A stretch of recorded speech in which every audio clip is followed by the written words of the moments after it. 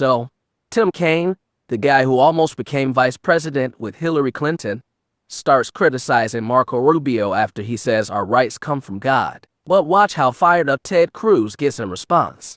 Your opening comments, and I asked to get a copy of them so I could read them and make sure I quoted them correctly. You state, and this is a quote from Secretary Rubio, our rights come from God, our Creator, not from our laws, not from our governments. I find that very, very troubling. I'm a devout person. I was a missionary in Honduras. We've got other devout folks in this room, Christian, Jewish, Muslim, American. The notion that rights don't come from laws and don't come from the government, but come from the Creator, that's what the Iranian government believes. It's a theocratic regime that bases its rule on Shia law and targets Sunnis, Baha'is, Jews, Christians, and other religious minorities. And they do it because they believe that they understand what natural rights are from their Creator. So the statement that our rights do not come from our laws or our governments is extremely troubling. I think the motto over the Supreme Court is equal justice under law. The oath that you and I take, pledge to support and defend the Constitution of the United States, not arbitrarily defined natural rights. I'm a strong believer in natural rights, but I have a feeling if we were to have a debate about natural rights in the room and put people around the table with different religious traditions, there would be some significant differences in the definitions of those natural rights. You go on to say, I believe our country and our government is the best in the world and our strength comes from our enduring values. I believe that. But then you say, and you got to choose what to say in your opening testimony, these values aren't an endless list of, quote, rights. You put the quote around that to kind of demean the notion of rights that people create and change and form to meet their own needs or desires. These values aren't identity politics. They're the historic natural rights that we have as individuals pursuing life, liberty, and happiness in the world.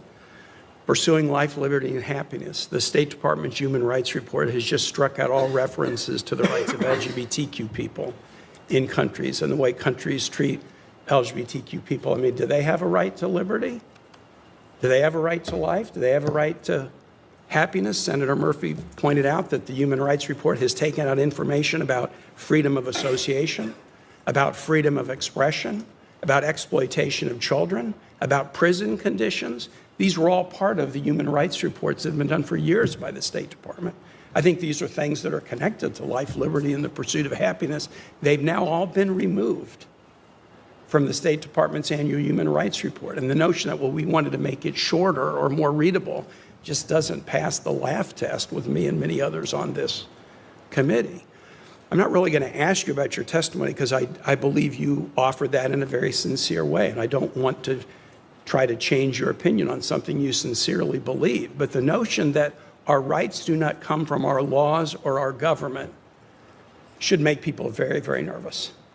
Because people of any religious tradition or none are entitled to the equal protection of the laws under the 14th Amendment. It shouldn't matter what their religious background is, what they think about God or the Creator, what their church affiliation is. You are entitled in this country, every person, to the equal protection of the laws. And so to demean laws and demean governments and suggest that rights don't come from laws and governments, I mean, again, I think there are such things as natural rights, and I try to live in accord with them. But I would never demean the law. We are a nation of laws, not men. Laws, not people. And if we now, after nearly 250 years, suddenly start to demean that or diminish that and suggest, no, it's natural rights as defined by a leader, the leader of Iran or the leader of any nation, that does not create a place of safety or comfort for folks. Mr. Wilcox, I want to just... Mr. Barnes, I'd actually like to go back to the exchange you had with Senator Kaine, and I wish Senator Kaine was still here. Senator Kaine and I were elected together 13 years ago. He is a friend. I would actually encourage observers to go back and listen to what Senator Kaine said, because I have to say I think was disturbing and showed much of where today's Democrat Party has gone wrong. So Senator Kaine said in this hearing that he found it a radical and dangerous notion that you would say our rights came from God and not from government. I just walked into the hearing as he was saying that, and I almost fell out of my chair. Because that radical and dangerous notion, in his words, is literally the founding principle upon which the United States of America was created. And if you do not believe me, and you made reference to this, Mr. Barnes, then you can believe perhaps the most prominent Virginian to ever serve, Thomas Jefferson, who wrote in the Declaration of Independence, "We hold these truths to be self-evident, that all men are created equal, and that they are endowed by their Creator, not by government, not by the Democratic National Committee, but by God, with certain unalienable rights, that among these are life, liberty, and the pursuit of happiness." I have to say it is stunning to me that the principle that God has given us natural rights is now deemed by Democrats some radical and dangerous notion. Mr. Jefferson was right when he wrote those words. Government exists to protect those rights. But slavery was not okay when U.S. law allowed it. It was wrong then, it is wrong now, it is always wrong.